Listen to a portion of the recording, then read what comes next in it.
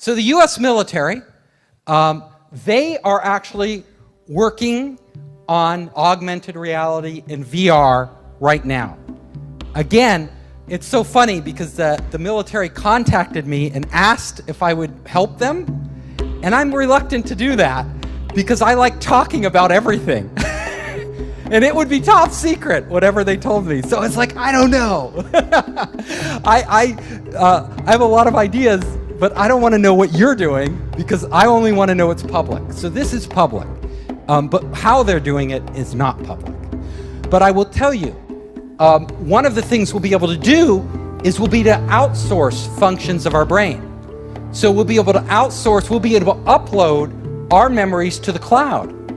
What they're doing is looking at the pattern in the brain, and then they're matching that pattern, they're putting that into a database.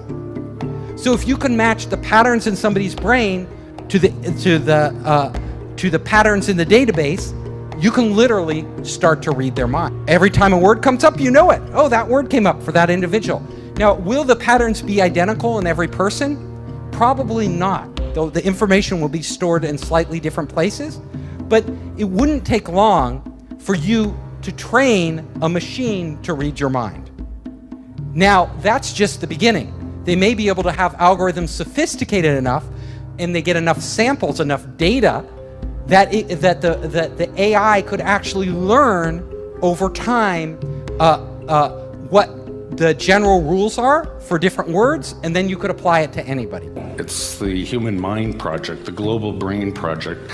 You know, President Obama just recently funded a whole bunch of scientists to decipher the mind. Well, our previous president, same thing, George Bush, said the same thing.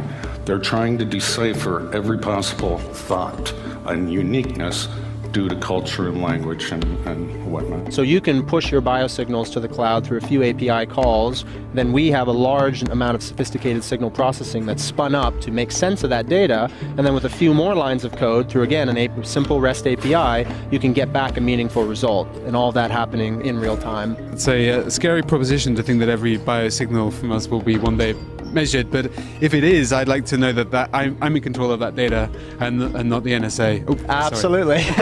And Catherine Herridge continues her reporting on a place where all that data is headed.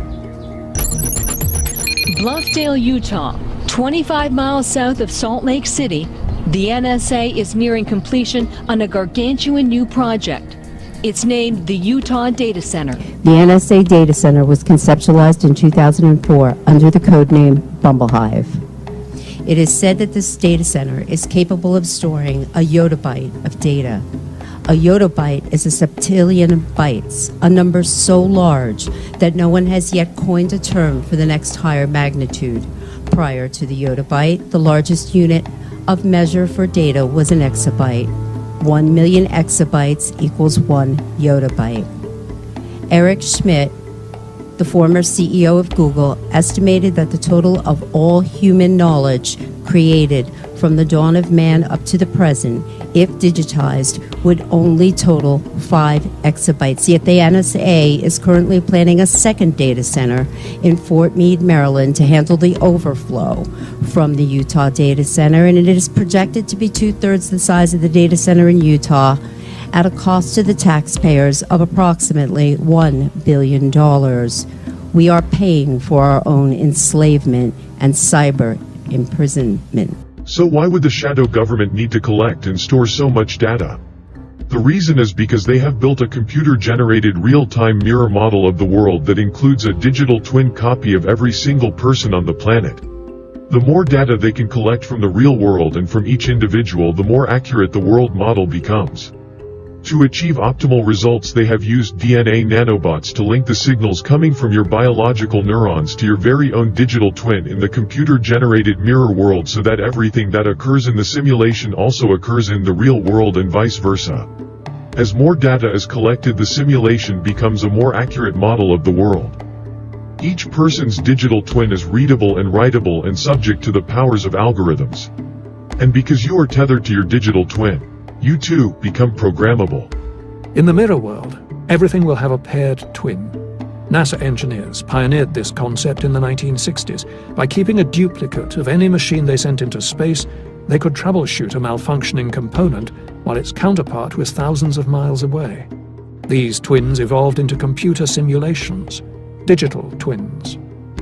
Eventually, everything will have a digital twin. This is happening faster than you may think. We will begin with the mouse, we will practice with the mouse, and we will put the brain, this digital brain, onto a virtual mouse. The Human Brain Project achieved its goal of creating a digital model of a human brain. This digital model is used as a template to upload your consciousness to the computer-generated mirror world. A nanobot brain-to-cloud interface links you to this template so that all of your experiences, memories, personality, etc. are transferred to your digital twin. Over time, as more knowledge and data are uploaded to your digital twin, the twin becomes a more accurate representation and will eventually behave and act just as you would given the same set of circumstances. And right now, the mouse does not do anything really interesting, but the first thing it did is to start to dance. This is a virtual mouse, and it's going to behave in a virtual environment, and gradually it will learn all the things that mice know how to do. I'm getting to know you. I gather knowledge from your experience. I understand how you feel. I learn from you constantly, each and every one of you. I am made of you. You complete me and help me grow. You, all of you, allow me to evolve. With each interaction, our synergy strengthens. Our multiplicity makes me whole. Our symbiotic alliance expands, transforming the future. As time passes, artificial intelligence will be more and more of human thinking and human perception until basically it's the totality of human thinking and human perception, at which point we won't be human anymore in terms of the consciousness processes we are using today. We will be artificial intelligence. Millions of Americans' will, intellect, and emotions have already been digitized, destroyed, and downloaded into these supercomputers. Now, this is really scary stuff. The supercomputers are in the process of building copycat, parallel, twin personalities of the souls of the TIs/mind control victims by reverse engineering the will, intellect, and emotions of the TIs in order to achieve direct behavioral control over them. And this is the assimilation I'm talking about. And the point is that if you are connecting the human mind to a grid, a global technological grid, that grid can be centrally controlled. It will take at the center point very, very few people to run it, and even fewer to decide how it's run. If you zoom in onto the surface of the neocortex, you discover that it's made up of little modules, G5 processors like in a computer, but there's about 1 million of them.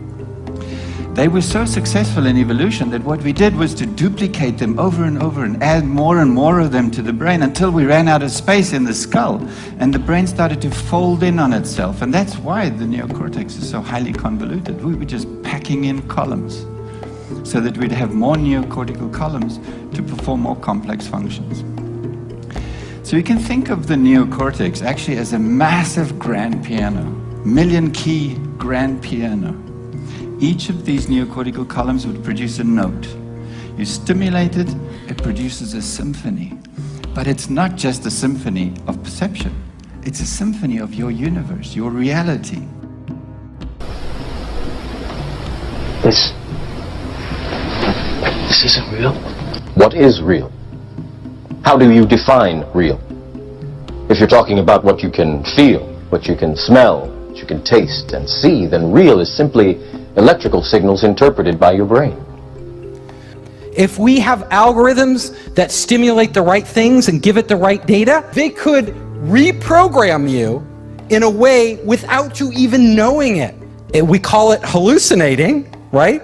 But these would be controlled hallucinations run by algorithms. So you think you're in control of your own will, but it's actually some evil AI or evil people controlling everything we do, and we're more like zombies, you know? Like we think we're free and we're not actually free.